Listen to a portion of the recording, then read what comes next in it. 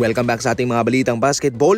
Trending sa ngayon itong ginawa ni Sylvain Francisco, isang French player ng France. Dahil pagkatapos na dinap siya ni Luka Doncic at nagbigay ng respeto dahil panalo sila sa labang ito.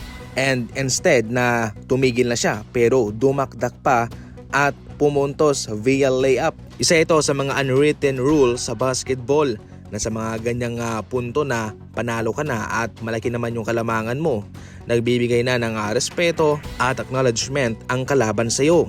Kaya sa puntong yan ay kinailangan na huwag ka nang pumuntos, pero iba ang kanyang ginawa. Dahil dyan ay hindi yung napigilan ni Draymond Green na sumama ang kanyang loob at magalit. Kaya para sa kanya, nararapat lamang daw na pataubin ng Team USA ang France sa kanilang laban noon sa Paris Olympics. One thing na ikinasama ng loob ni Draymond Green ay dahil si Luka mismo ang nag-acknowledge sa kanilang panalo, pero ginawa pa rin yun ng player na ito. Ayon naman kay Francisco, pinagsisihan niya na ang kanyang ginawa at humingi siya ng patawad. Sorry kay Luka.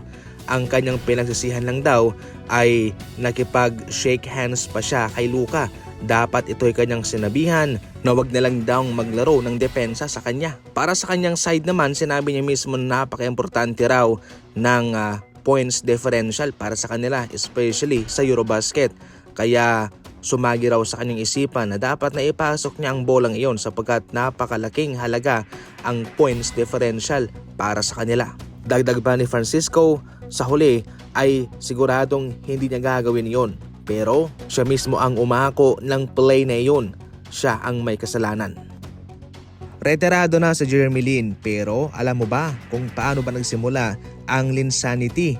Noong 2012 ng February, nag-i-struggle po ang Knicks. Mayroon silang record na 8 wins and 15 losses.